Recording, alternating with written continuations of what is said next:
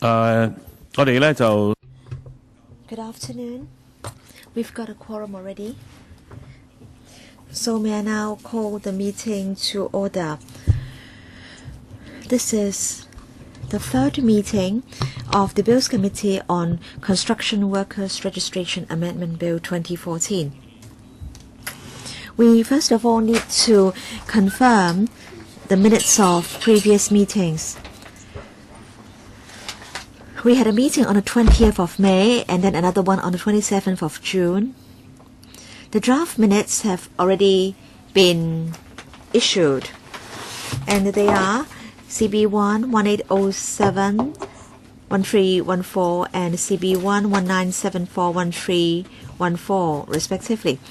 The minutes have already been issued. The Secretariat hasn't received any proposals for amendments. So can members please confirm the minutes, please? All right, thank you.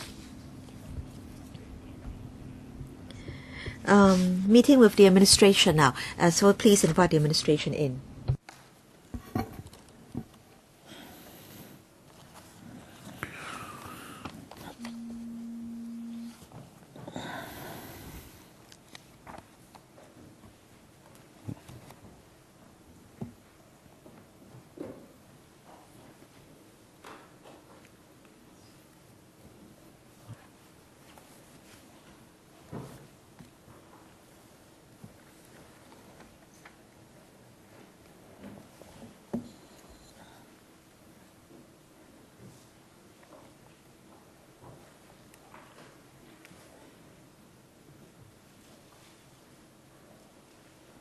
OK 啦。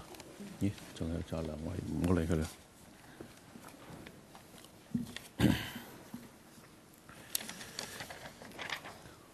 哦，仲有係。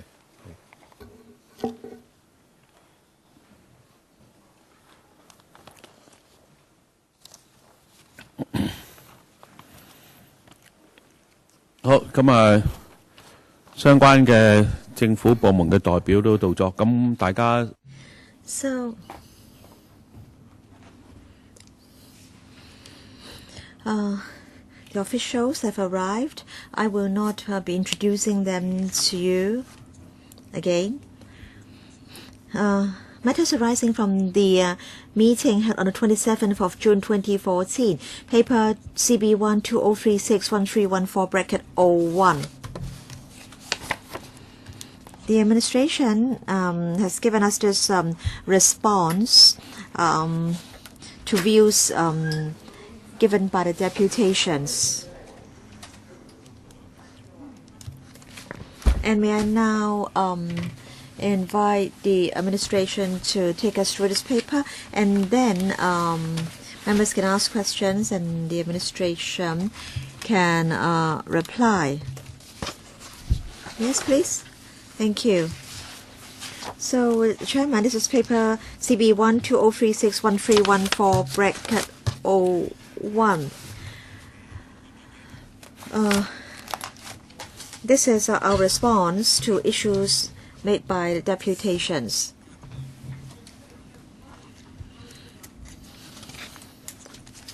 We would like to thank the 10 deputations who support the directions outlined in the bill, and they are mainly concerned about some administrative arrangements after the passage of the bill. They are of the view that there should be adequate publicity for workers. And then second, they are of the view that concerning senior workers, concerning the vetting, there should be a rigorous process, and then analysis of the statistics that should be done, and also figures should be released for public information on a regular basis. In fact, we have had in-depth discussions with the industry.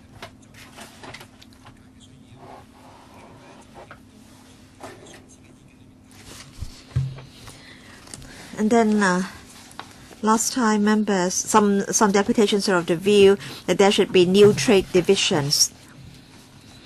Now, in fact, the CIC has a mechanism for adding new trades. And we think this arrangement should and will continue. So that's about all I want to say by way of introduction. All right, members, any questions in relation to the reply?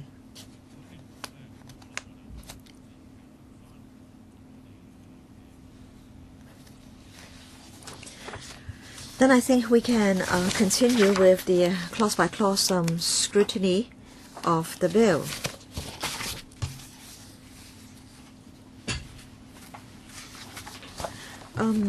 Let's turn to C952 of the blue bill. And then the marked up copy, page 24.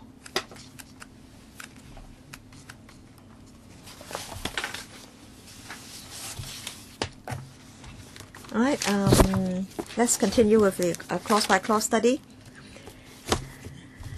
Yes, Chairman, we are on page 25 of the marked up copy, section 40. This is about the qualifications for registration. And the amendment is in fact mainly technical in nature. Now we have a Schedule 1 amendment, and I will give members more details when we come to Schedule 1. Now, at the moment, Schedule 1 comprises 3 parts. Trade divisions, and then intermediate trade divisions, and so on and so forth. And so for the 3 parts, we will amalgamate them. And so concerning the structural change to Schedule 1, we need to make some technical and consequential amendments to the main body of the ordinance. And so this 40(2) is a technical amendment.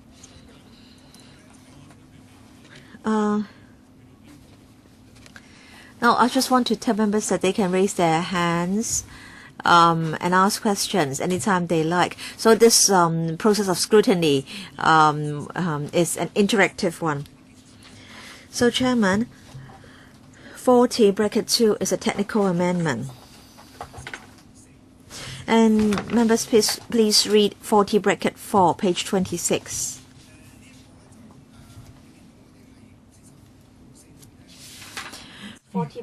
(4) we've put in a date. Subject to section 42(1) and 5, the registrar must not register a person as a registered skilled worker provisional for a designated trade division unless the registrar is satisfied as at 29th December 2005, blah, blah, blah. Members, please refer to the left-hand side. It says the commencement of this provision. And in fact, we've chosen 29th December 2005. And that's why we've included in section 40(4) the date 29th December 2005. So it's again only a technical amendment. Yes, please continue. Next one, 40A. Registration of senior construction worker as registered skilled worker.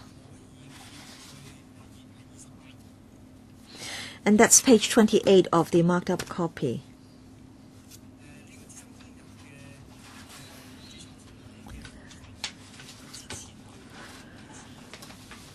In fact, mainly 40 capital A1 small letter A, not less than 10 years of relevant experience in the trade division.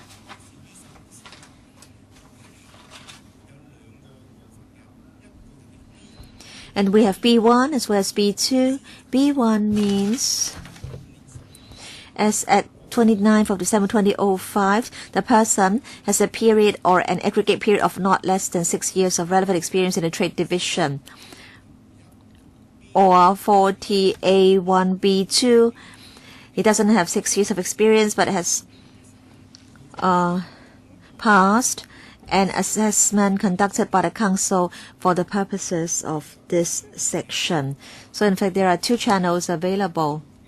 First of all, direct registration with more than 6 years of experience, and second, passing an assessment.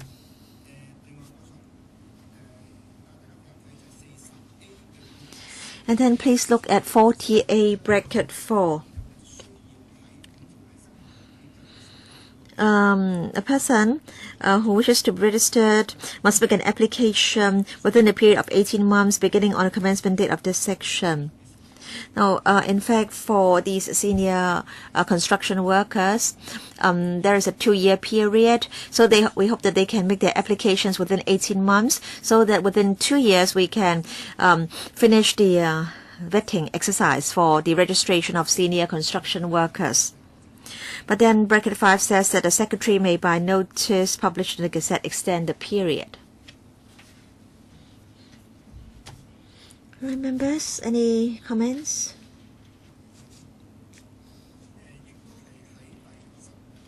Yes, please pause. Sorry, the speaker is not coming through. Sorry, the speaker is not coming through.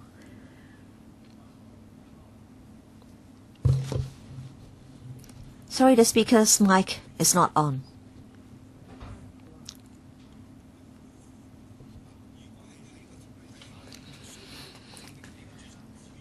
Now he has to provide proof to the registration office. And we are now working with the CIC concerning how the evidence or proof is to be looked at. So in other words, the CIC will have to decide whether a certificate by the employer would be sufficient. And we are also looking at other ways like a certificate issued by a trade union, because we're talking about a 10-year period and some workers may not be able to locate their previous employers. The trade unions are willing to help us by providing the proof. For example, the trade unions may ask the workers the names of the employers, and the trade unions can also verify the evidence provided by the workers. No, we haven't stipulated the conditions under which the proof will be accepted, but the authority will rest with the registration officer. I would like to ask a question. Regarding 40A, it's mentioned that if, as of 29th of December 2005, a person has not worked for 6 years, but has... now, if the person hasn't worked 6 years as of that date, but has had not less than 10 years experience, and he can undergo an assessment. Now, for many of these workers, they can do a lot of things, but at the assessment venue, then they get very nervous, and the tools are different. So can they be given a second chance? I asked my colleague, Mr. Lau, to talk about the assessment arrangement. There's a written test and there's also a verbal test. Mr. Lau? Now, under CIC, they have a task force to explore the arrangement for the qualification assessment for skilled workers. And they noted that some of the skilled workers are not that familiar with written tests. So there's a interview and there's an exam. So within the 24-month period, if the skilled worker cannot pass the test, he can apply again for assessment. So it's not just once.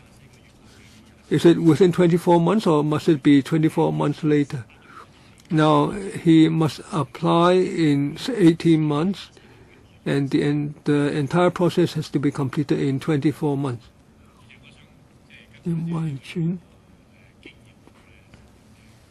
Now, on the 10 years experience, the CIC said that the trade union or the CIC will provide the proof. Does the government have guidelines for them, or is it that so long as they testify that the person has this experience and you will accept it, or is it that there will be some procedures that they should take into account so that things are standardized? I don't know how many unions there are. The Secretary? Yes, it's needed, because we understand that there are different groups, such as trade unions, who will help to provide the proof. And so the CIC is talking with the unions and with the trade associations, but some proof will be provided by the employer, some by trade associations, and some by trade unions. So there must be a common set of practice. The work is ongoing. The CIC has to talk with these people, the three parties. Well, one can't talk with the employers because there are too many employers. So the CIC will have to find out or figure out. Now, for instance, the company hasn't been in business for 10 years, so it cannot certify that the company has had 10 years experience. So that's not possible. Sin Chung Kai. 10 years. Skill division. So that means a certain trade. So if masonry,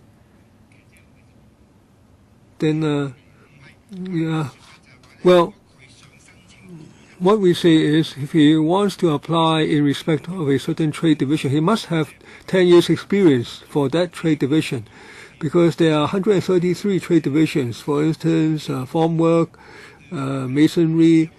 Then he has to prove that he has 10 years experience in that particular trade division, not a total of 10 years experience in different trade divisions. Now, I'm not familiar with construction, so maybe I'm asking a stupid question. Now, when one works on a construction site, he might be working on different types of work.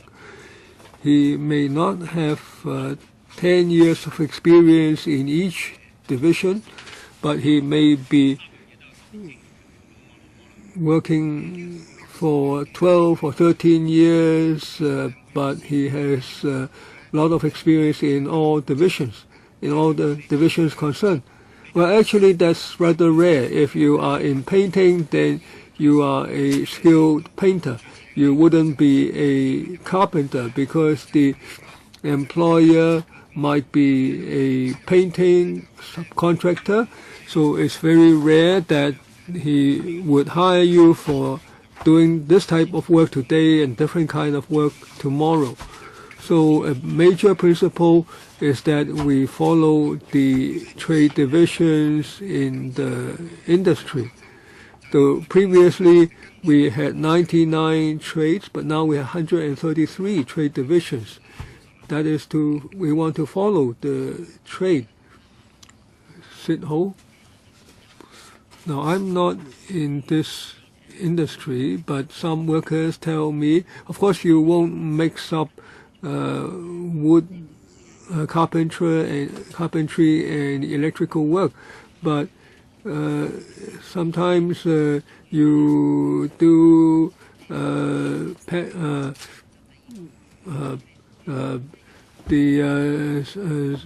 leveling, and then you move on to the next step in the finishing or painting work. So can one register for all the 3 or 2 trade divisions concerned? Now, we say we need 10 years experience. Now, there might be brief periods where the situation mentioned by Ms. Sit-Ho occurs. But as for the situation mentioned by Ms. Sit-Ho, actually leveling and painting actually is in the same trade division. So I can't say there are absolutely no gray areas, but if you ask a person or an employer whether a person has worked for 10 years in painting, then it's not very difficult to differentiate. There will be people in the trade and trade unions who can let us come to a determination. Now, judgment is involved, but it's not difficult. Now, in Schedule 1 and in Schedule 1A, can you find for us whether leveling and painting are in the same trade division? Take your time. You can. My colleague is looking it up.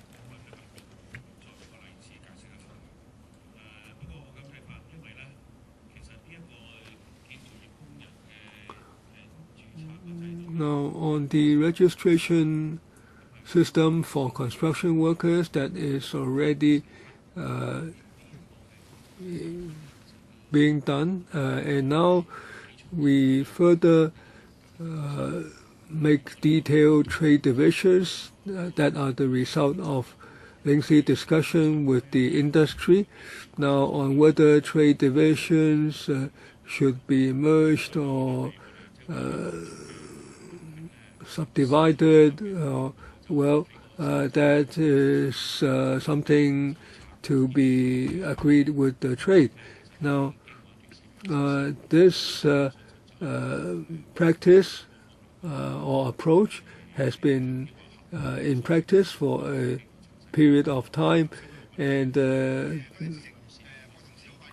my colleague has identified it for me. It's page 128.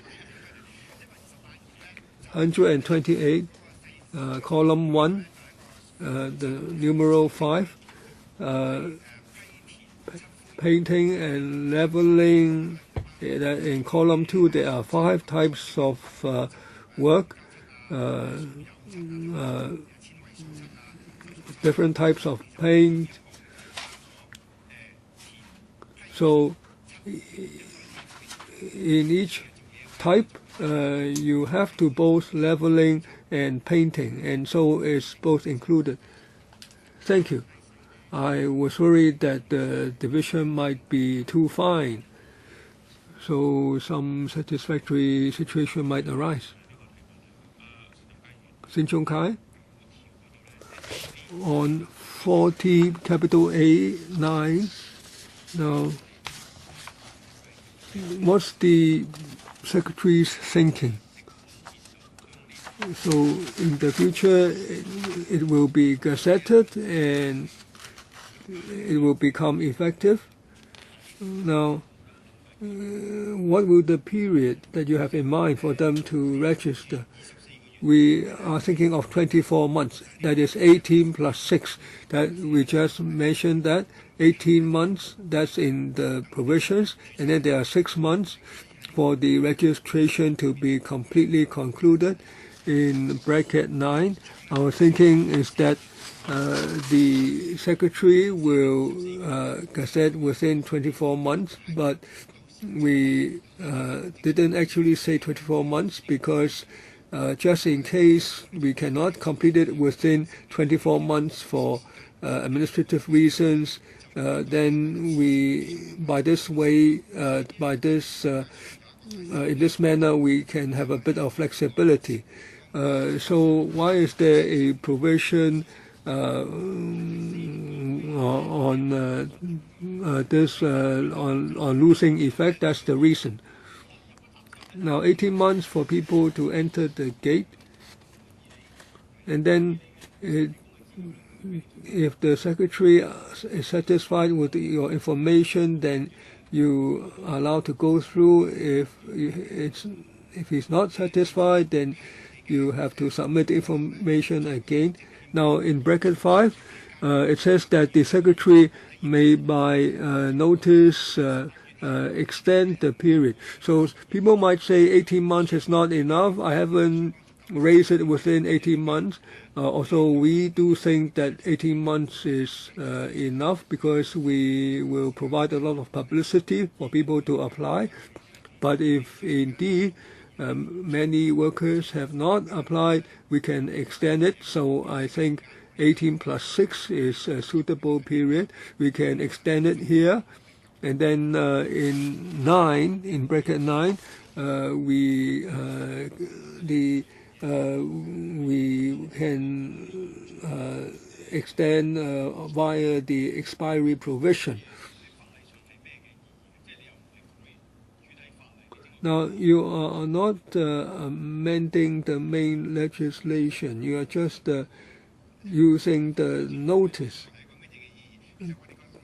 My legal colleagues, can you help? Now, we just want to let the secretary have the power by gazetting to extend the period. Is it Mr. Chen? Now, in subclause 5, the notice is to change the 18-month period stipulated in subclause 4. So we consider that subsidiary legislation. So they have to come to the LegCo for negative vetting because it amends the 18-month period, so we regard that as a piece of subsidiary legislation. So one can extend it, but one has to come back to LegCo. That's correct. No.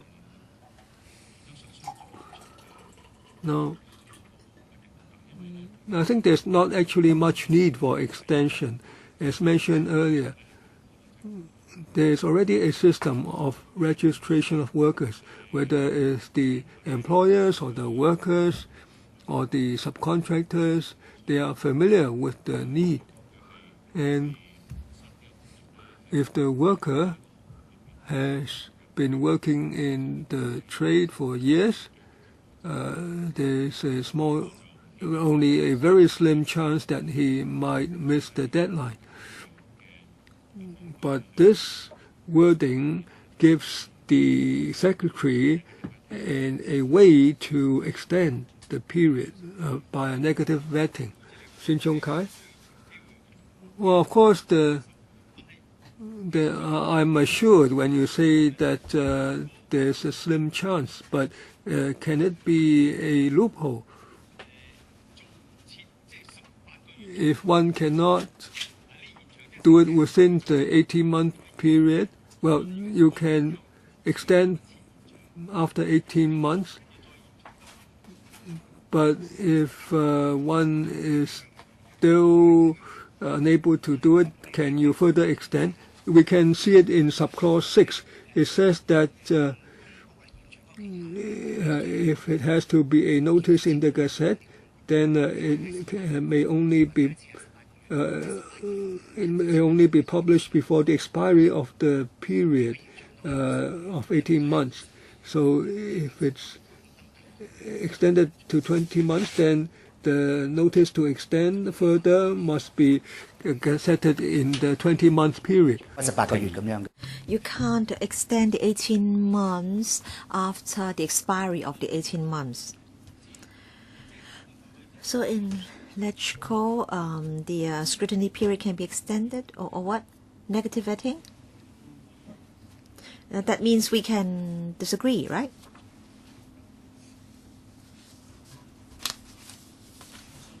But I believe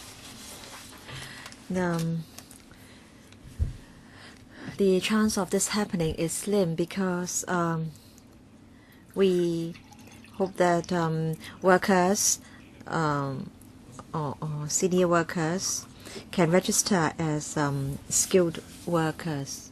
So the Secretary may extend the period for registration, and this is subject to negative vetting by this Council.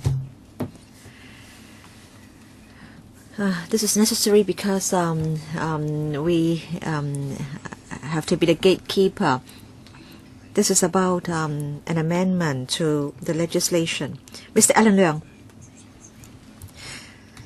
Subsection 7 says that the registrar may process applications that he thinks is fair and reasonable after the expiry of the period. So if there is subsection 7, why do we need subsection 5? I think subsection 7 refers to individual cases. What is the policy consideration? Subsection 5 is about well, for subsection 5, we have the whole industry in mind. This is the first time we are having this registration exercise. We don't want the operation of the industry to be affected, and some workers may think 18 months is not enough, although we think 18 months is appropriate. But after all, this is the first time we are doing it, so that's why we have subsection 5 providing for an extension of the period. And then subsection 7 refers to individual cases. For example, a worker may be ill and may not be able to submit an application within the specified period of time, and so the registrar may still process the application even if it is received after the expiry of the 18-month period.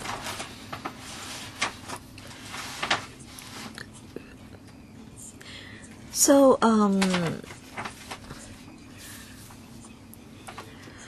what circumstances do you have in mind when you will need to invoke upon subsection 5? It's difficult for me to tell you what scenarios we have in mind. In fact, subsection 5 is to deal with scenarios that we haven't really expected. All right, let's continue. Chairman, I want to ask about subsection 8.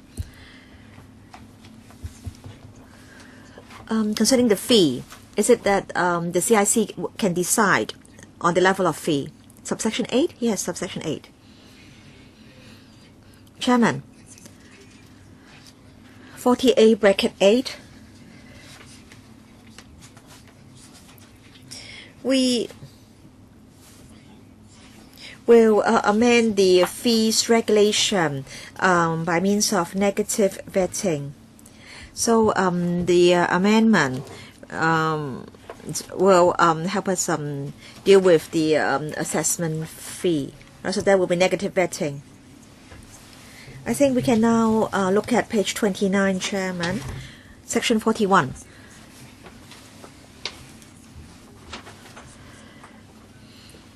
And these are technical amendments. 41.1, we've added the word division after trade.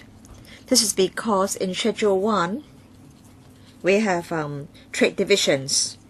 So this is a technical amendment. And then A, and then bracket 3. These changes are due to the structural changes in Schedule 1. Yes, Chairman, then I think we can now look at page 30.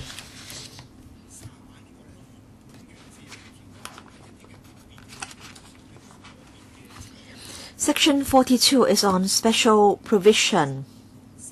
For example, 42 bracket 4 is about registration to be a diver, and there is a need for certification by a registered medical practitioner. And then 42 bracket 5, security work, a permit is required for registration as a building security system mechanic.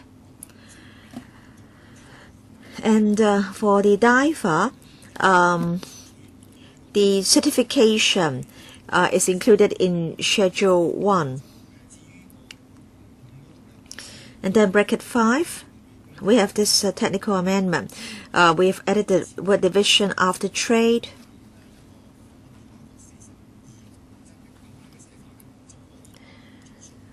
(42) bracket 1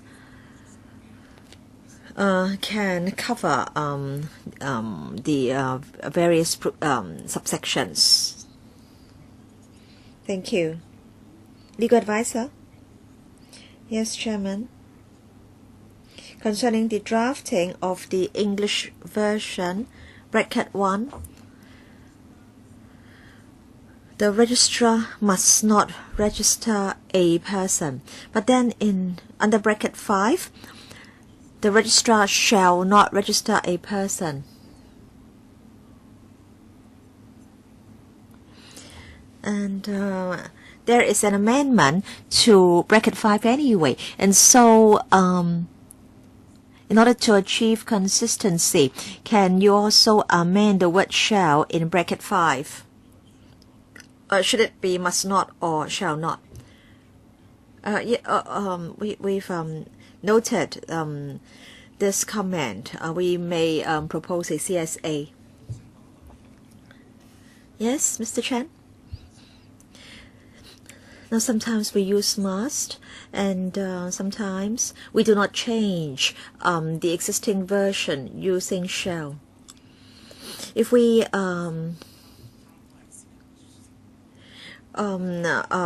make amendments to all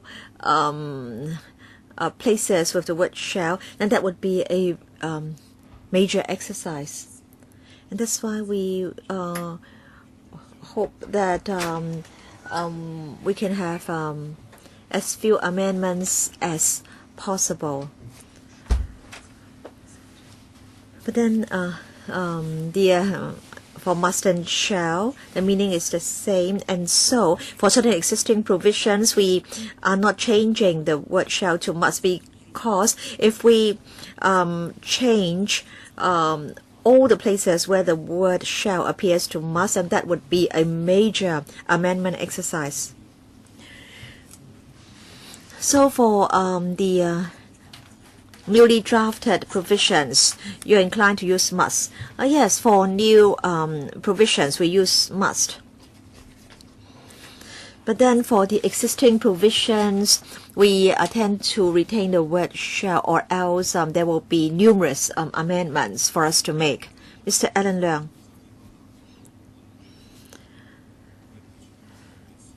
I think Mr. Chan has heard our legal advisor clearly.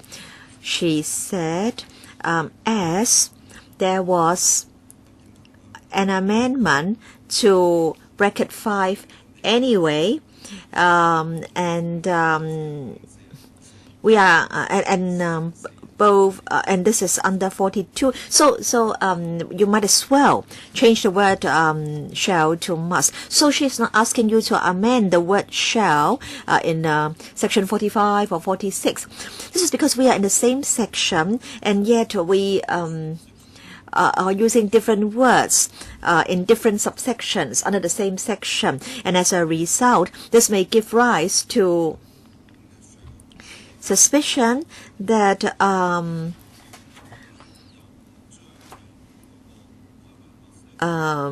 different words are used deliberately in two different subsections under the same section.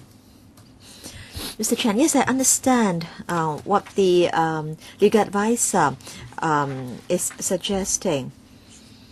But then if we change all the shells to must, then that would be a major amendment exercise. And I understand that the legal advisor is talking about the same section. We feel that if there are too many such amendments, then we will want to adopt a minimalist approach. We are confident that although within the same section, must and shall are used in different subsections, there will not be a problem or any inconsistency concerning the interpretation. So people will not challenge or query the legislative intent. Chairman, we are confident that within this section there should not be a problem. All right, let's continue then.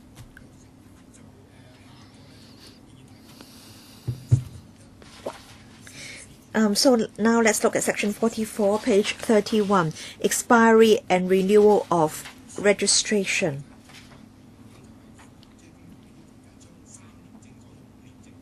So we are changing the period from 3 years to 5 years. Now many workers are complaining that if a renewal of registration has to be done once every 3 years, that may be a nuisance. And so under 44.2a, we have changed 48 months to 72 months. You may ask why? Because there are only 60 months in 5 years. And then for a 3-year registration, why is it that it's 48 months and not 36 months? Yes, the registration is for 3 years or 5 years, but then some workers have more than one registration. Some workers may have, for example, registration for operating other equipment. So we hope that they can align the dates of the various registrations. And that's why we are allowing 72 months. For example, we may give the worker a 63-month registration so that this registration can align with the duration of his other registrations.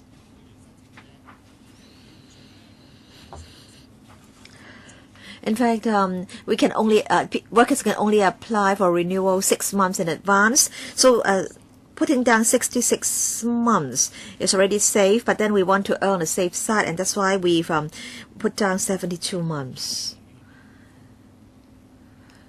I think this will only make things convenient for the workers. 係啊，好啊，咁樣咧就可以揭去32版。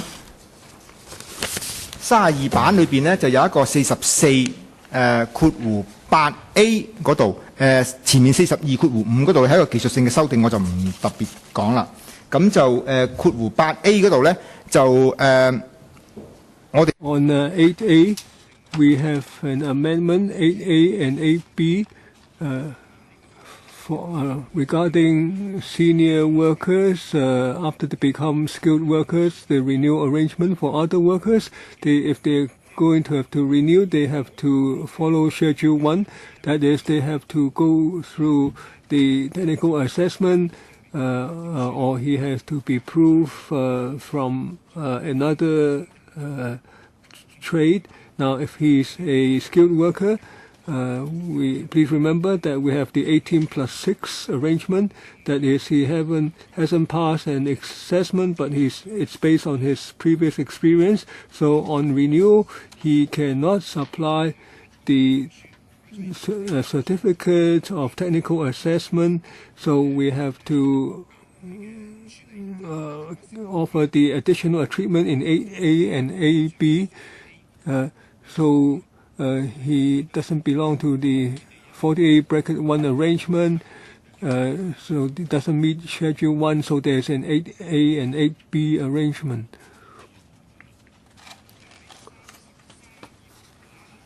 After page 30, from 33 onwards, it's merely technical. We added the word division, as goes for page 35 to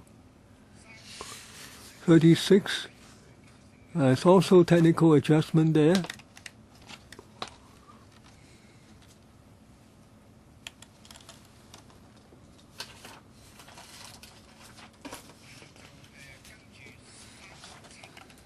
And pages 37 to 40, the amendments are all technical. The only one that I wish to point out is that on page 44, the lower half of the page, just now I mentioned the arrangement for divers.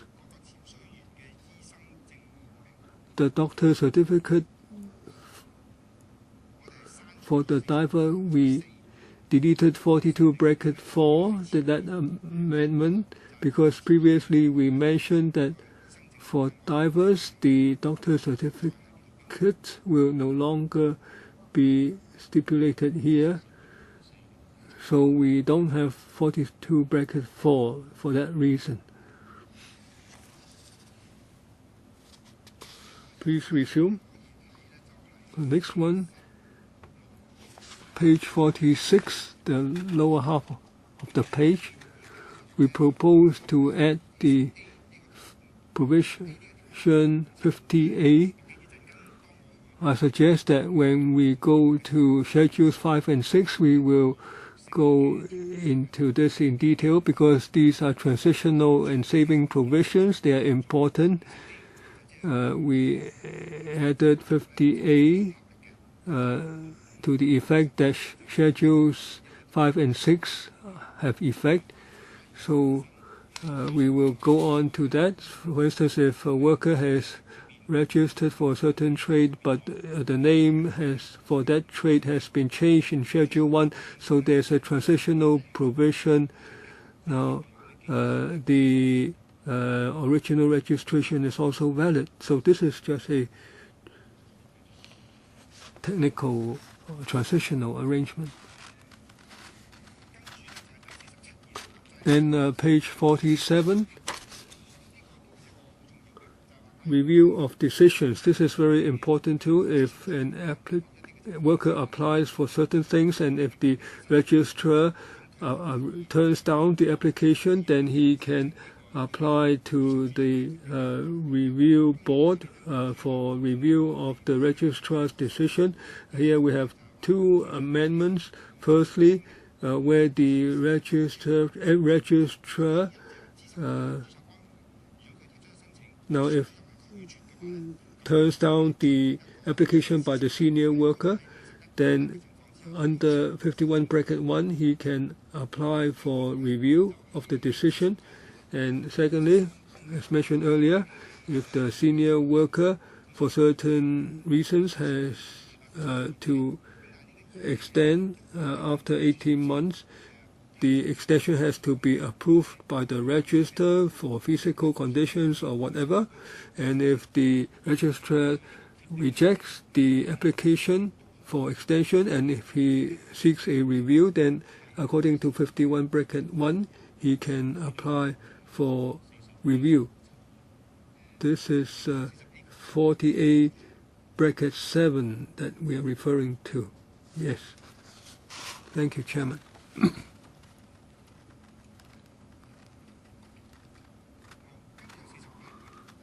Next, page 48, section 52. Under the original mechanism, after review, if the person is still unhappy with the decision, he can apply to the appeal board.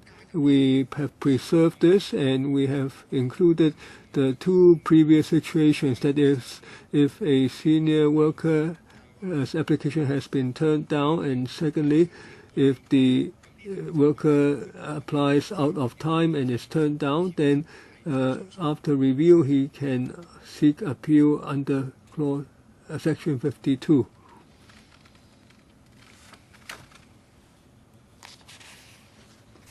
Okay, no problem. Thank you, Chairman. Now, actually, this is the existing system, but it's a technical situation. Page 50,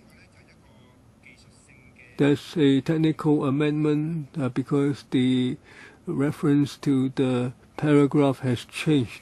No amendment on pages 51 or 52, so we are on to page 53. Now, on page 53, we have. Now, at the last meeting, I already briefly explained that there is a provision, 18(1)(f), that's deleted. So we have added a new 18(a), that is when the council wants to get evidence. Previously, they have to find that person on the construction site before they can get evidence from him. We think that's unsatisfactory. So last time we deleted 18(1)(f). So the evidence doesn't have to be obtained from that person by finding him at the site. Now you can. So last time we amended two provisions regarding getting of evidence. Now here it says that if it's a false representation or he didn't present himself,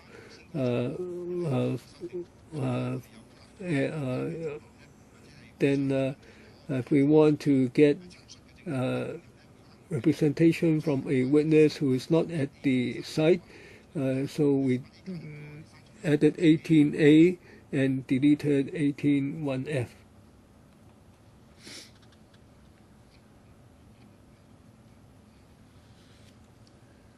Please resume.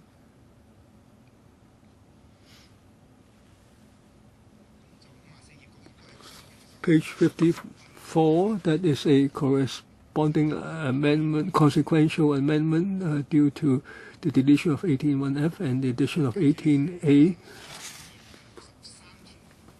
Next, page 55, section 63.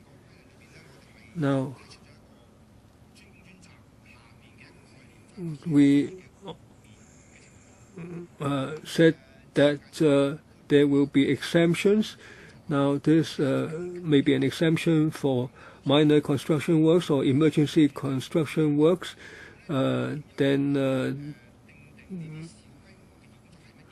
So how do we determine the small-scale construction works or emergency construction works? Then under 63, the Secretary may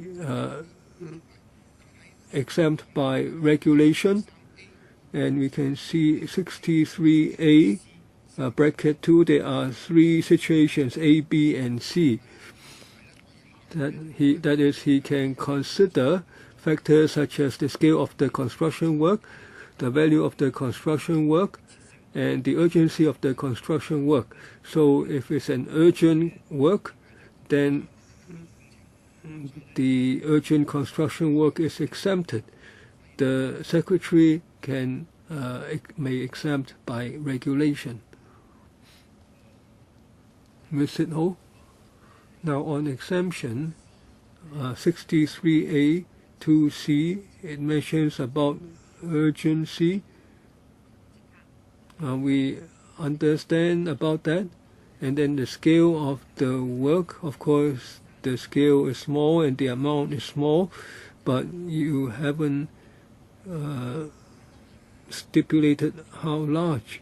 Now, of course, I understand you won't say in the provisions that because it's a small scale then you exempt it, but where can we see that you can exempt it because it's of a certain small size? Now, we will stipulate in the regulation what is the value, for instance, certain number of tens of thousands of dollars, and we will come back to electrical through negative vetting. Now, I can say that, well, actually now we have already discussed with the trade. For instance, the value might be set at $50,000, and if by that time the council doesn't think it's right, we can discuss it at that time. Now, on scale, well, that is a matter of detail. Now, as a matter of quantity, how many cubic meters or cubic feet of concrete?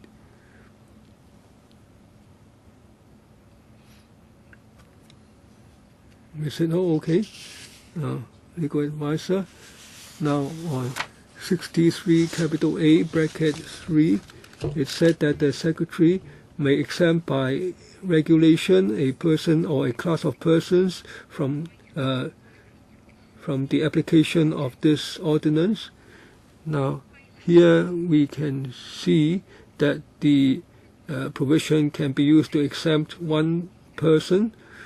In that case, why doesn't use an notice or an order, but and why do you have to do it by a regulation? Now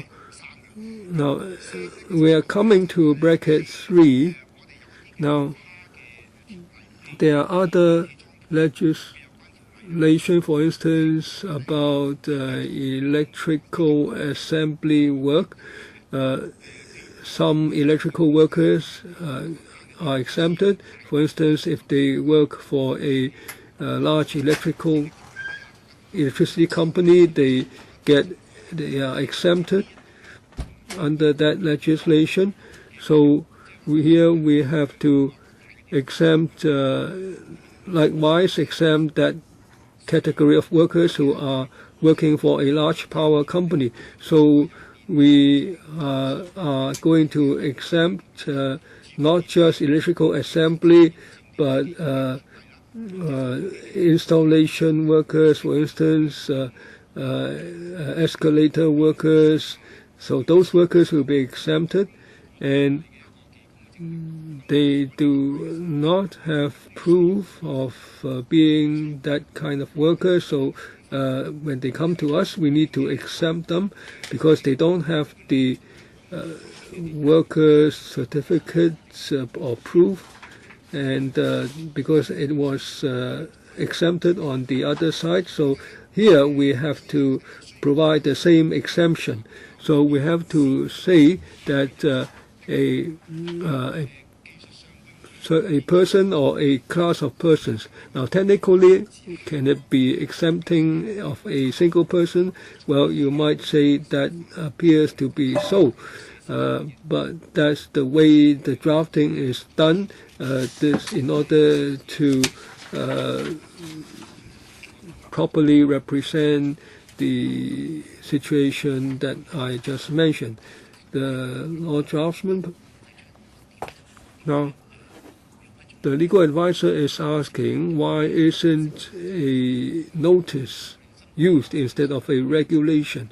Now, we want to employ subsidiary legislation covering works and persons. We don't want there to be different notices for works and for persons. So that's why we use the same set of regulation. Legal advisor, no further comments? Then we can continue. This is important. Page 55, 63B, Code of Practice.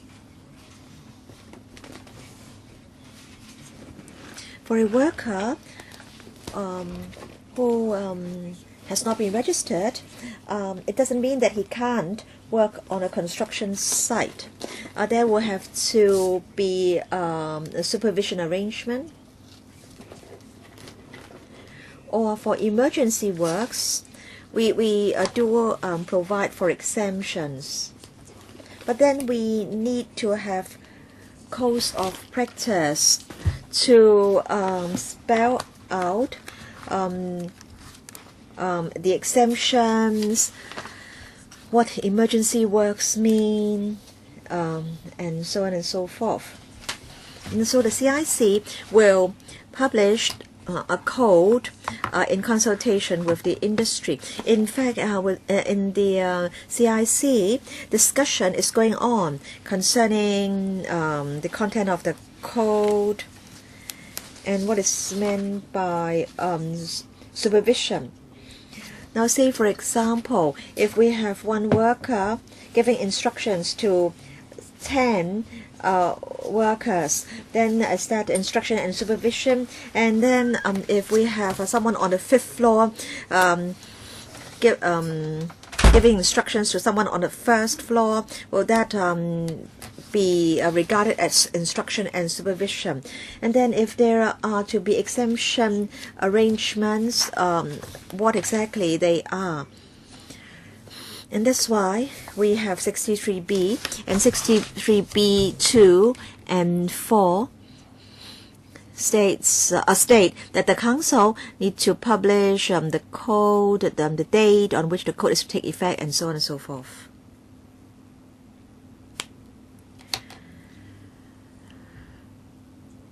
Right. Legal advisor, any comments? No?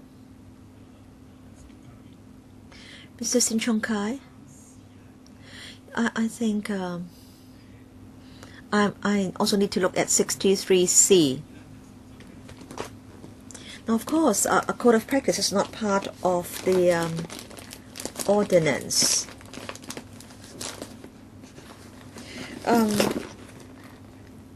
63C says, in fact, the code it's not the law. Is that right? A failure by a person to observe a provision of a code of practice does not itself make the person liable to any civil or criminal proceedings, right? Anything else from you, Mr. Chan?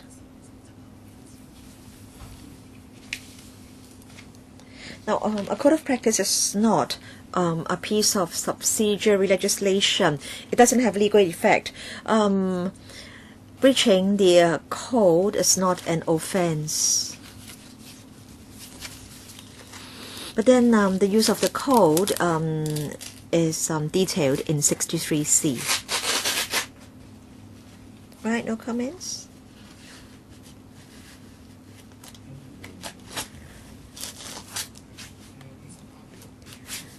Page 58.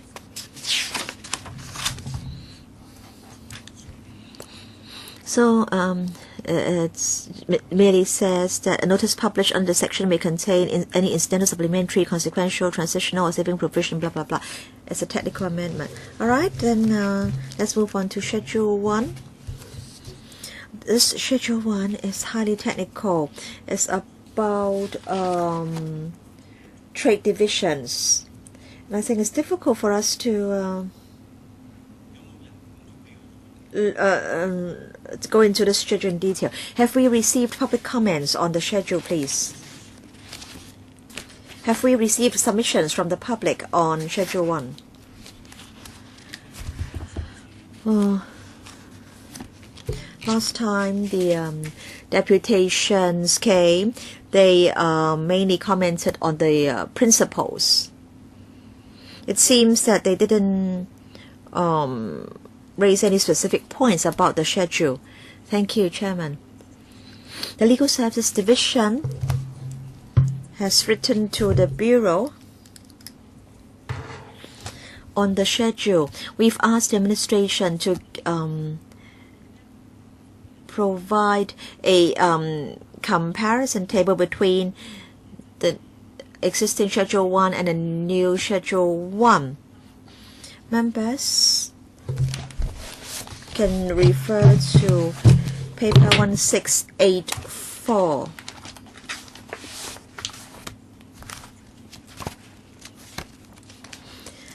And in fact, the Bureau has already highlighted changes to the work divisions or trade divisions and so on and so forth.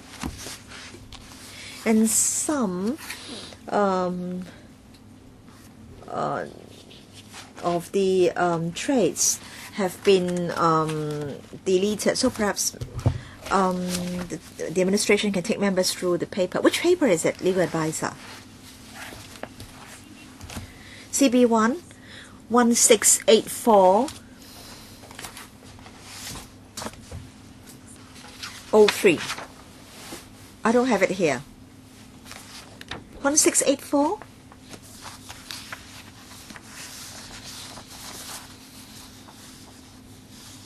This committee hasn't got this paper. Yes, perhaps our secretariat staff can assist here. 第二次會議嗰度，哦，第二次會議嘅文件。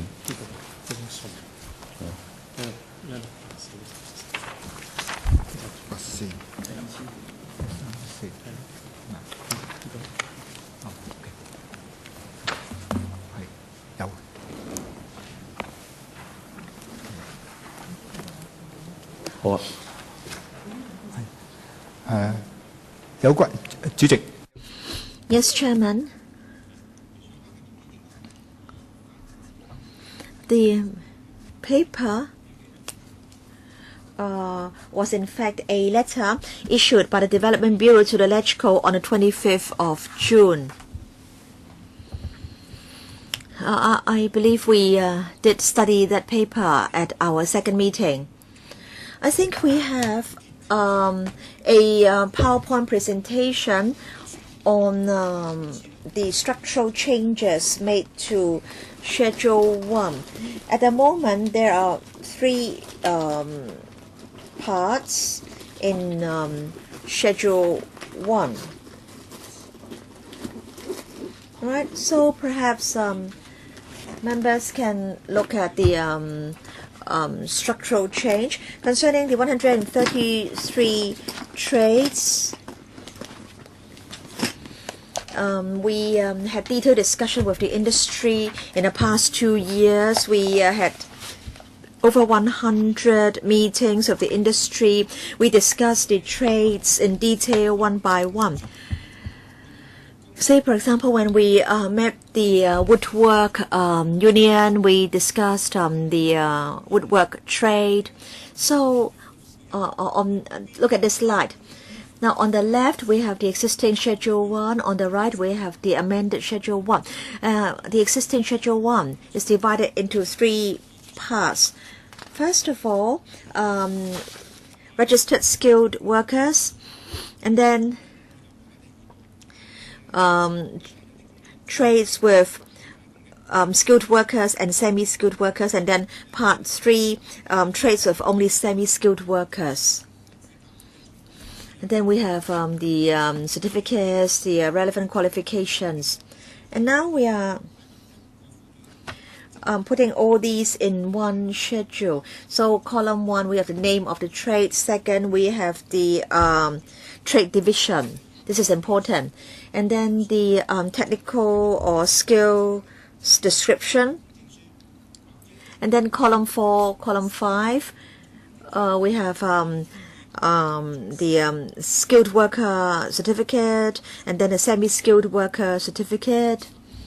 So, and then column 6, other requirements or qualifications or requirements. We think this format can facilitate better understanding. For example, blasting, then skilled workers, you can immediately find the same column. At the moment, Schedule 1 is divided into 3 parts.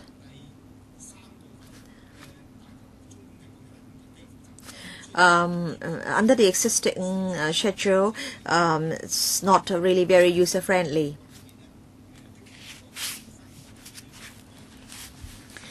But then for the trade divisions, number has been increased from 99 to 133, and we've also added master.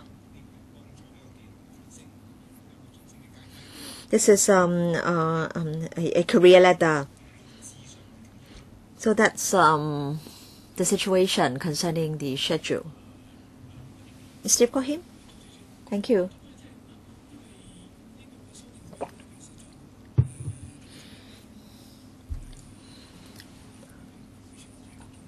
The Deputy Secretary has said that the administration has had discussions with individual unions and trades. Now, because we don't know the detailed operation of the different trades, so perhaps our secretariat can write to the unions to see whether they've got any comments concerning Schedule 1.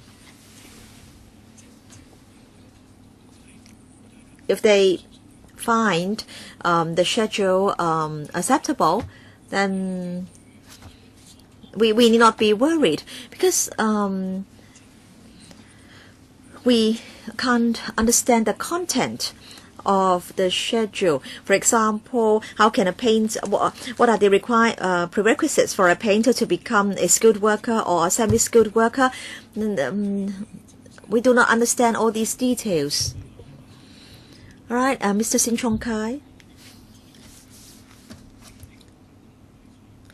I don't think this step is really necessary. In fact, we did invite comments from the public. So that was why I asked our clerk whether we had received views or submissions on Schedule 1. Of course, we understand that the Bureau has already carried out consultation with the relevant trades, and we've already invited public views, and if we haven't received public views on this schedule, then we can assume that there are no adverse comments. We can assume that they don't have any comments, because we're talking about several dozen unions, and if we are to write to them again, and then maybe 1 or 2 trade unions do not reply, then that would mean quite a lot of delay for us. Yes, I agree with Mr. Sin. In fact, the administration has already consulted the various trades and unions, and so I think this format is acceptable. For the Deputy Secretary response, I remember that when the deputations came here, now about skills, they have some views. About the trucks, now, if there are certain trades to be added, then of course one can discuss with the trades. Now, in this division of labor under this bill, at the last meeting, I don't recall hearing any objections. Now, as I mentioned in previous discussions, the construction workers registration system is not a totally new one. There are some adjustments to the divisions now, and there are even some divisions that have been merged. The Deputy Secretary, now under the Council, Now, regarding the trade divisions, it's not done by the Development Bureau. It's there's a group under the CIC that looks at these amendments. Now, there is a procedure so any changes go first to that committee. They decide what is workable and what is not. For instance, can the skill be assessed by a test? Now, if it cannot, then there would be a problem with the registration. So they have to do a whole series of work that is quite stringent. Now, the schedule, of course, can be changed in the future. They have a committee which can do the work in the case of change. Legal advisor, regarding the previous response on the cross-reference, any view? In that case, I would still suggest that concerning the details of Schedule 1, also, I don't think it's quite necessary to further change or reconsider these trade divisions. Now, there has been extensive consultation, so I think the divisions must be quite reasonable. Of course, it's not cast in stone. If there's necessity, there can be adjustment in the future. Sit Ho, I agree. We are not in the trade. We try to listen to people's views, but it's quite possible that some things go unnoticed if the consultation doesn't cover it. We want to preserve some flexibility. For instance, there can be a review every 2 or 3 years. The hosts hope that the government can listen to complaints after the bill is passed, and then we should come back for a review of the trade divisions. So overall, we accept Schedule 1. We do not need to go item by item for Schedule 1. So, Deputy Secretary, where do you suggest we go to? We can go to Schedule 1A on page 126.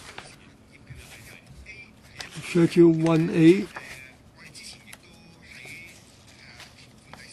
Now, previously on 3A, we added a clause on work across trade divisions. Now, if there is a skilled worker who happens to have no work in his own particular trade, but there is a job available in a similar line of work, we allow that. So the cases where this is allowed is in Schedule 1A. For instance, in column 1, if he's a marble worker, then he can engage in trades that are similar, like concrete repairer or paving block layer.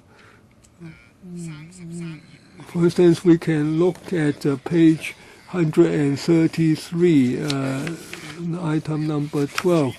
Now, in column 1, now if a person is registered as painter and decorator texture spray, then he can also engage in painter and decoration metal paint spray.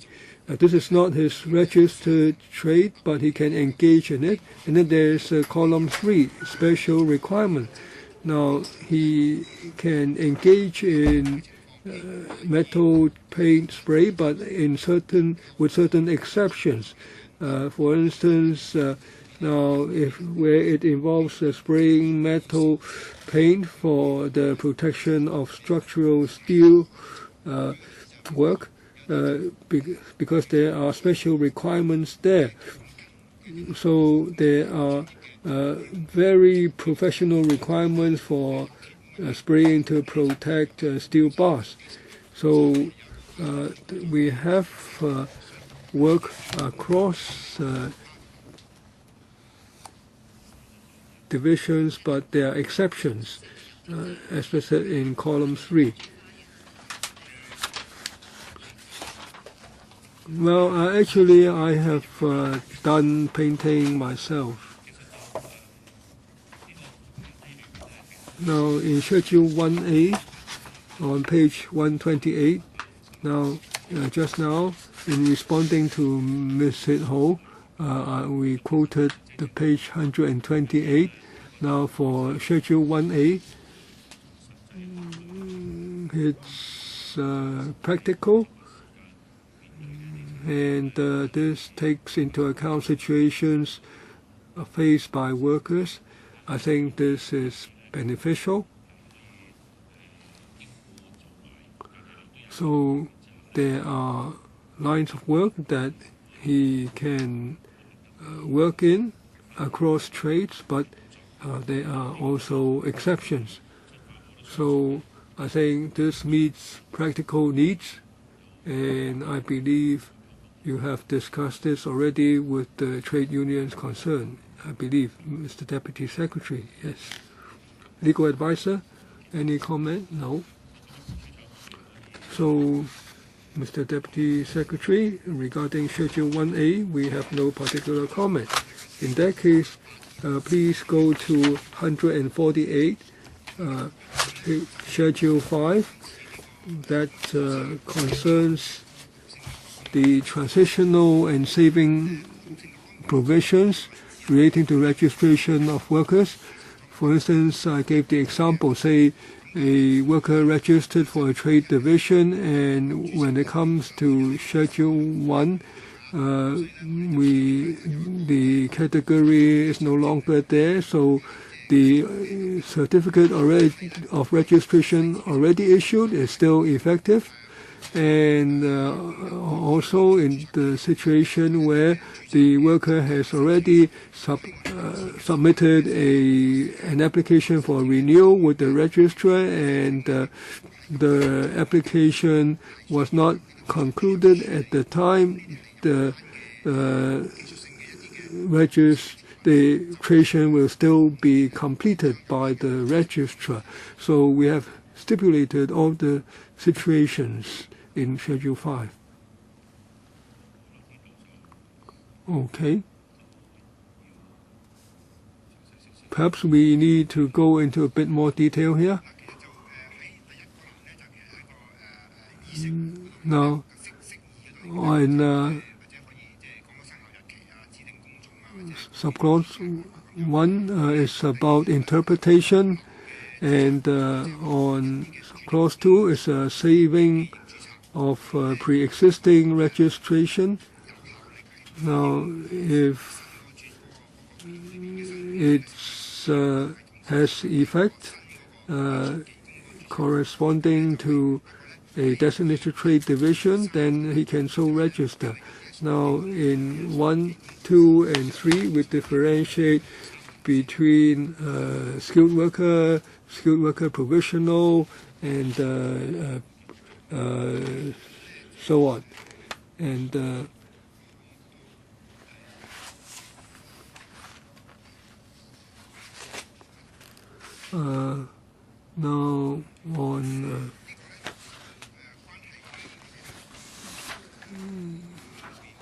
now on Schedule 2 supplementary provisions. Now,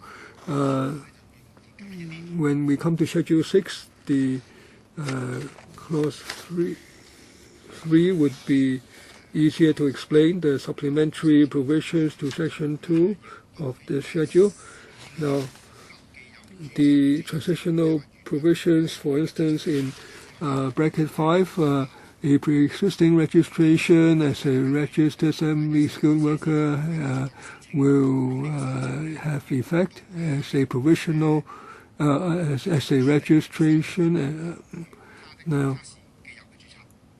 And as if it is an existing registration.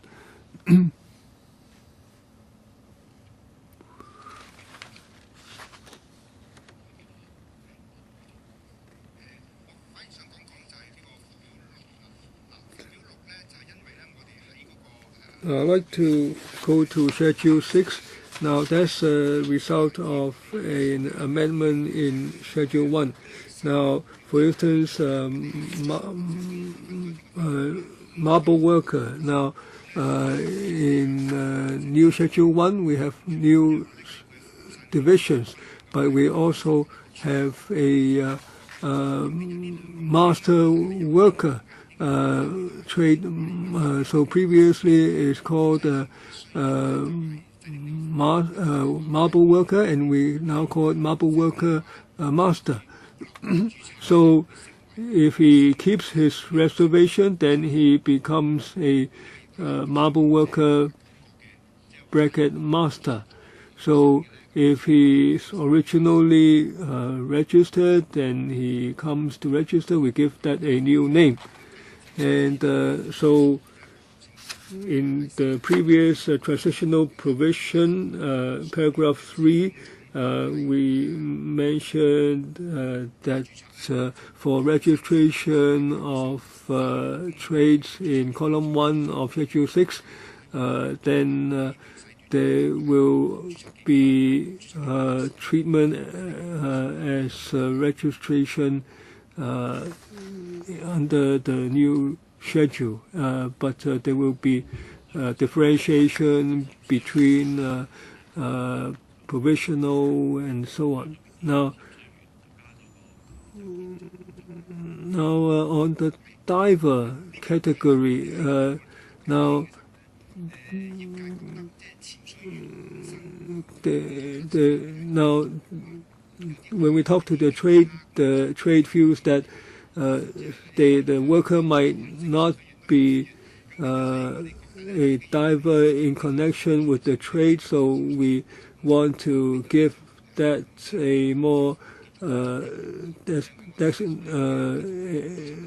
a specialized name. So we call it worker bracket construction work, as distinguished from say leisure divers.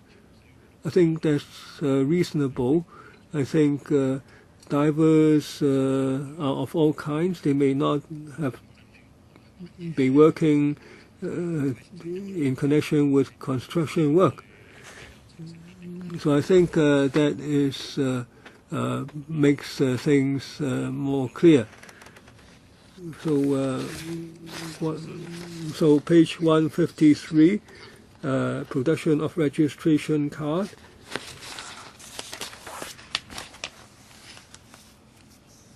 Okay, no problem.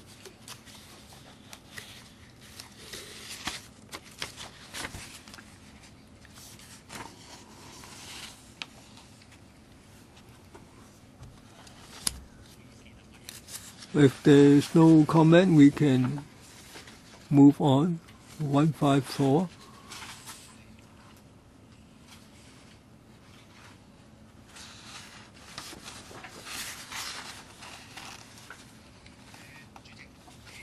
Chairman, now what follows is where we want to talk about 5 related legislation, because we amended the construction workers registration legislation. We have to make consequential amendments elsewhere.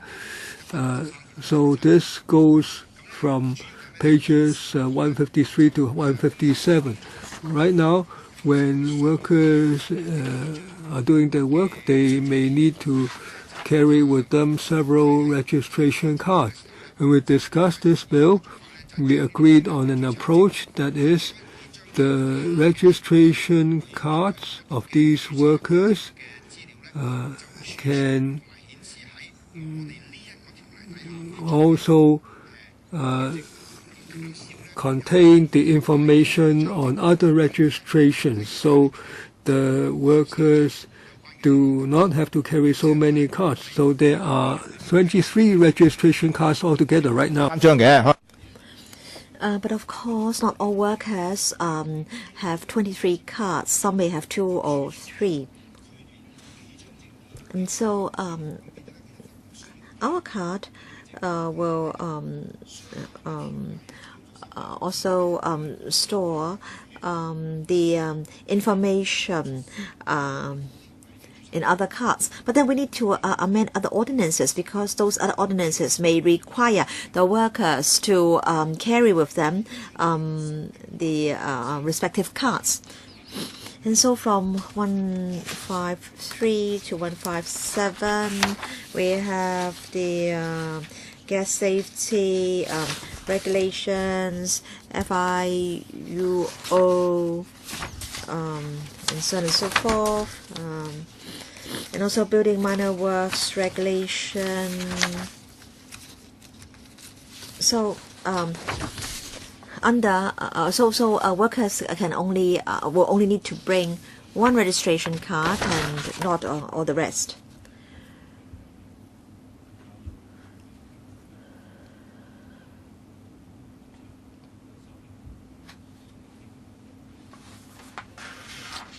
So these are consequential amendments to other ordinances or regulations because of the enactment of the Construction Workers Registration Amendment Bill.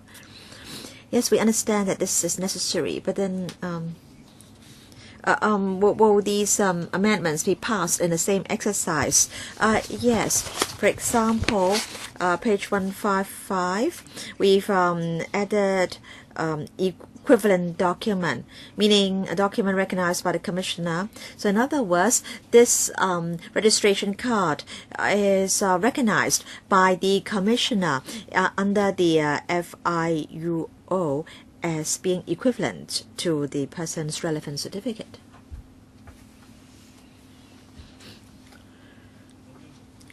Right? Members? Do we need to go through this part page by page? No comments. These are in fact only minor amendments. For example, page 154. It's just to change the number of the regulation. Page 155, adding equivalent document.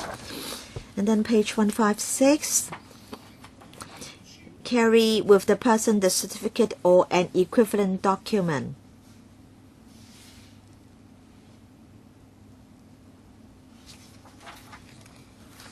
So these are merely minor amendments.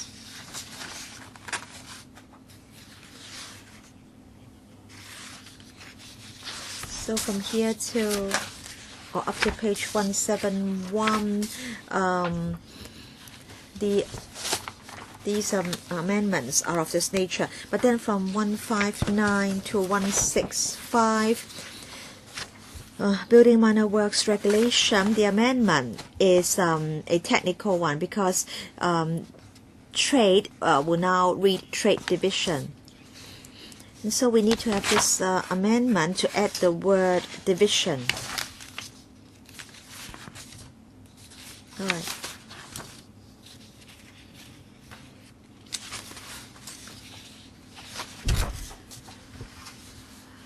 Then page 172, an amendment to the CIC ordinance.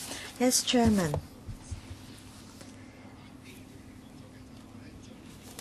This is to allow the council to make use of the money for other purposes. So this is a consequential amendment.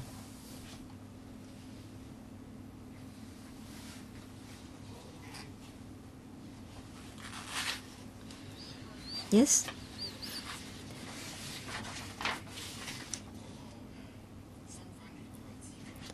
concerning monies received,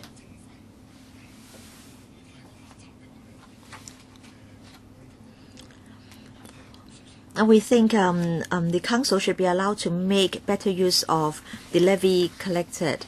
And at the moment, the scope of use is rather narrow. Mr. Loh. Yes, Chairman. At the moment, CIC and the construction workers registration authority have been merged. We want to state very clearly that concerning levies received under the two ordinances, they can be put to good use by the CIC. Page 172, it says all monies received or recovered.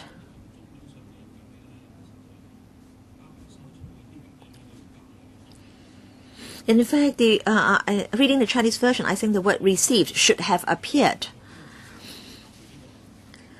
Yes, perhaps I can explain, Chairman.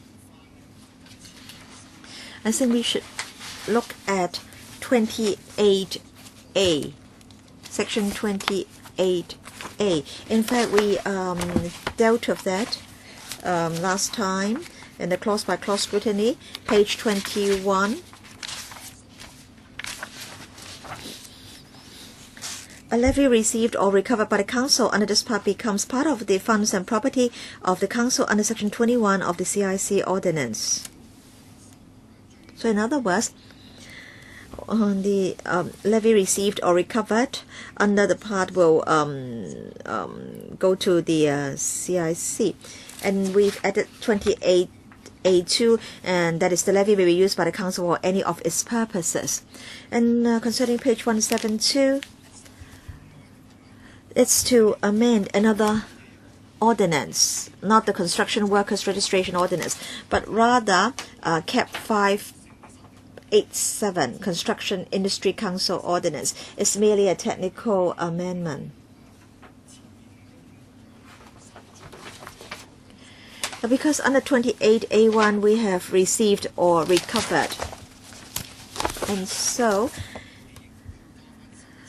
under Section 21A of the CIC Ordinance, we've also added the words received or, so that the wording in the two ordinances is consistent.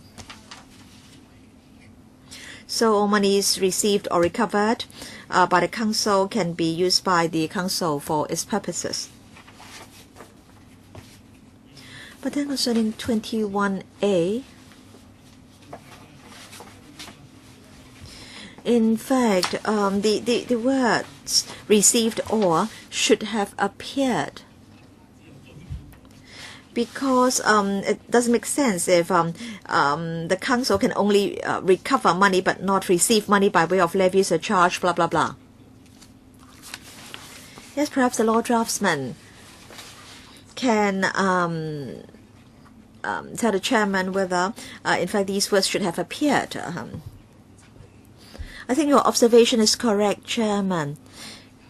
When we made the amendment, we also had this feeling. But then, Section 21 also has E, all other monies and property lawfully received by the Council for its purposes. So received is under E, recovered is under A. But then, because we have the new 28A, we've added the words received or in 21A. But of course, even if there aren't the words received or, I think it's, I want to say it's rather strange, because it's you're mentioning recovered in A and then received in E. But of course, I have no objection to this amendment. Mr. Sin Chong Kai. Chairman, concerning 28A, is it that you should add to This is the Construction Workers Registration Ordinance. So how the CIC uses the money should not be a main concern under this ordinance.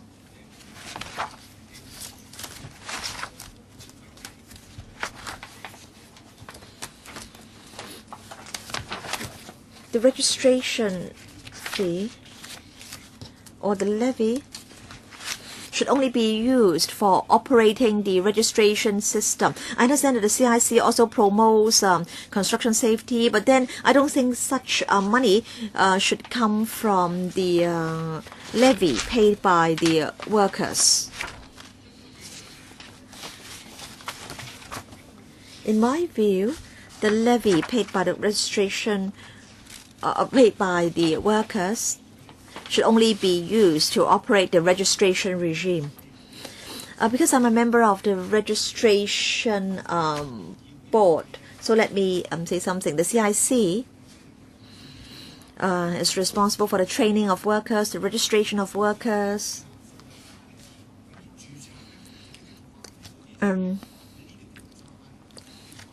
concerning the registration fees paid by workers. They are received by the council under this ordinance. And if workers pay fees for the skills assessments, again, they are collected by the council under this ordinance. But then if we say that the levy so collected can only be used for the registration regime, then of course that will mean lack of flexibility. And also, there may not be enough money to run the registration regime, because at the moment the registration fees are not very high. And then concerning the skills test, we do not really recover the full cost, and so we have to have funding from other sources in the CIC subsidizing the registration of workers and these skills tests. In this ordinance, we deal with the registration fees and the skills test fees or the trade test fees. But then say, if the CIC has to operate an examination center, then there will not be enough money to fund the center from levies received under this ordinance. So the CIC has to train workers, it has its administrative functions, but then this is the council, and and so we propose some flexibility. Chairman. So the council receives levies from workers for their registration. The council also has other sources of funds. And as a result, the other sources of funding may be cross-subsidizing the operation of the registration system. This I can understand. But then I want to emphasize that levies received from workers for registration should not be used to subsidize other operations of the CIC. Now, this way, the way you write it, you might use the money after they are mixed together. I'm not support of mixing them together. Now, I can support funds for non-registration purposes, subsidizing registration, but not the other way around. Now, if there's surplus, you should reduce the fees and not use the surplus to subsidize other work. Now, of course, there will be periodical reviews whether the fees should be reduced or increased. Now, the CIC has a lot of administrative work. Now, if we require separate accounts for every single item, then the clerk will have to clerical work would have to be itemized between different categories of work. And that's very difficult. How do you ensure that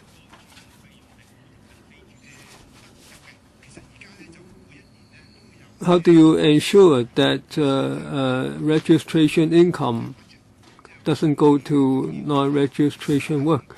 Now, well, there is a budget every year, and how much? So it stipulates how much funds would go to the registration work, and this is the approach, and the amount is checked to see whether it's reasonable. Now, even you don't have that part, you wouldn't be affected. Non-registration funds to subsidize registration funds, there's nothing to stop that. But here we're talking about registration income not subsidizing non-registration work. Now, if we don't have this part, then we have to rethink the accounts of the CIC, because we have to do the accounting work in much more detailed manner. Now, this is my thinking. Now, unless the CIC is already engaging in detailed accounting work by category, which I understand is not the case. It's the cost might be a problem for the CIC. I'm not saying that detailed accounting is not workable, but that may not be the approach under the CIC operations right now. Now, construction workers registration is not a totally new system. It's just an amendment. Now, if the current mode is properly supervised, I believe this will be also the case when the amendments come into effect. So if there are significant surpluses, I'm sure that there are professionals in the CIC who would monitor that, and I don't think we need to introduce the principle of detailed accounting in regard of this bill. Now, if you don't have this amendment, then what happens? Now, I cannot speak on behalf of the CIC regarding the accounting work. Now, I can tell you that they have annual budget, and they can compare the actual expenditure to the budget at the end of the year. So they don't mix everything up. Now, I'm not familiar with every accounting arrangement in CIC, so I can't speak entirely on their behalf in a complete manner. But you haven't answered my question. Well, in the absence of 28A, what happens? Now, it's already operating that way. Now, I believe it's not something illegal. As I said, the construction workers registration is ongoing. So if do not include 28A, then this may impact the levy of the CIC, of the levy concerned. Now, in the absence of this provision, how will you operate, and how we operate with this provision? Now, in the absence of this provision, are things segregated? And with this provision, you would mix them up? Is that the logic? if you haven't segregated, then what are you doing now? You are misappropriating the construction workers' funds. Now, several years ago, we merged the provisions of the CIC, but they take into account this item, Mr. Lau. Now, in 2012, the two different organizations were merged. Now, the construction workers registration authority was merged into the Construction Industry Council. So it's hoped that there would be a synergy effect and better use of resources. Now, the current amendment is just to make clear where there are ambiguities. So at that time, it was already the case that a single organization would deal with it. Now, you haven't answered my question. Now, in the absence of 28A, in your accounts and in your operations, how are they different from the case where you have this provision? Now, right now, there are some restrictions. The provisions don't allow you to do it, so you added 28A, especially bracket 2. Now, after this is passed, what flexibility do you gain? Perhaps Mr. Chen can explain. It's to do with drafting for clarity. Now, from a perspective of the legislation, now looking at the CWRO, it doesn't say how the funds are to be used. No uses are prevented, or so the funds collected can be used by the CIC for any purpose.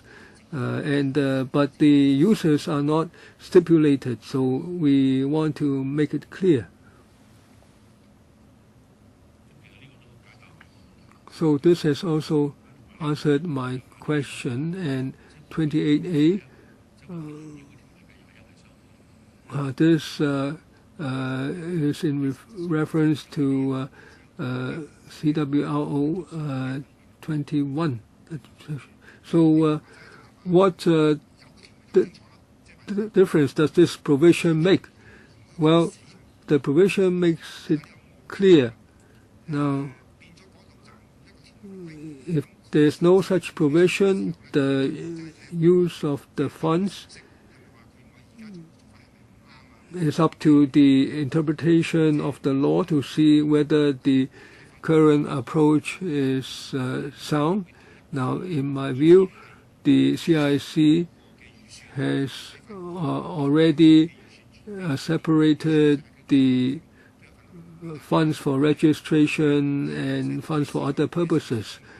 Now, as for whether money has been overspent, I really cannot tell you right now. Now, everyone in this committee hopes that the registration fees will not go to subsidize other work. Now, your present wording seems to offer flexibility, but I am concerned that the registration fees would be used for non-registration work. The Deputy Secretary, as I said just now, the money that we spend, but in legislation, now we can't have registration income subsidizing non-registration work, although I can support it the other way around. Now, you say you make things clear by these provisions, but you create the problem issue. Now, if CIC has different types of work, and if you need to have segregated accounting for each, now that would have a big impact. Now, the registration funds are in fact quite minor compared to, say, funds for training. Of course, the levy for the year may be so much.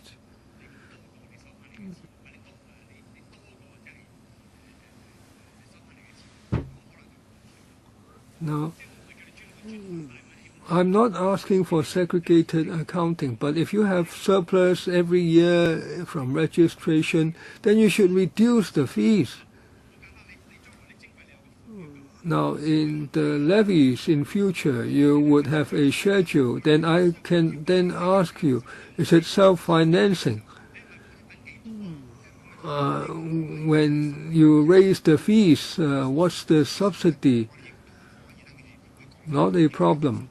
If the council wants to levy a certain fee, we can ask them to explain to see whether it's too high.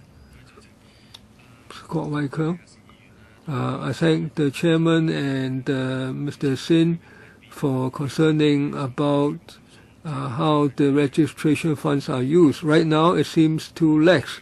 They can use it any way they like.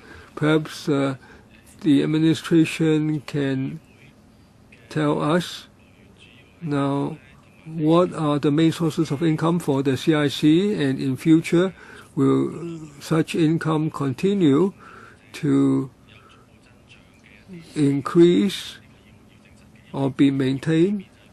We don't want to give people the impression that you want to use registration funds as to supplement your other work, the other work of the committee.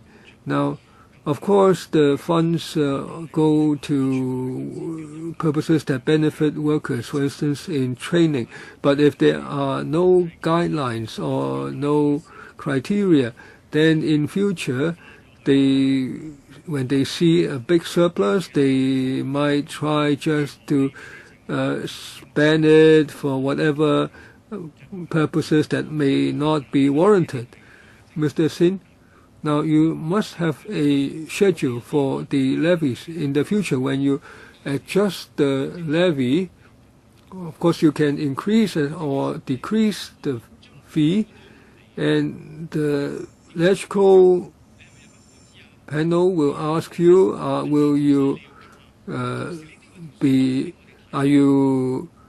why is it that you want an increase? How do you justify it? Now, if I am a electoral member, I will certainly ask that question. I hope the government can provide a document to explain the current operation and how do you determine the level of the levy, the registration fee.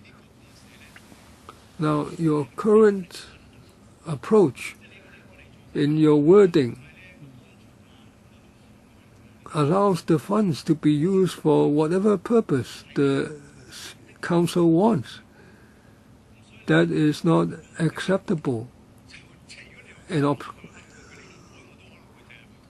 Now, if you don't amend it, I might move an amendment in the future. Perhaps the administration can provide us with a supplementary document. That would probably be the better approach. Now, if you want an answer right now, it's difficult because it involves the revenue and expenditure of the CIC. Now, if you are not happy with that supplementary document, or the committee is not satisfied, we can move an amendment. So we can look at the document first. We can certainly provide the information. So, concerning the English version. I don't know whether the legal advisor has got any comments. We've gone through the Chinese version, and we will be receiving some supplementary information from the administration. I think we need to have another meeting, and our next meeting will be held on the 5th of November, 9 to 10:30. No PWSC, no ESC, no such meetings on that day. 9 o'clock? 9 to 10:30. Why 9? But doesn't matter. I think it's better to start at 9 with a quorum than to start at 8:30 without a quorum.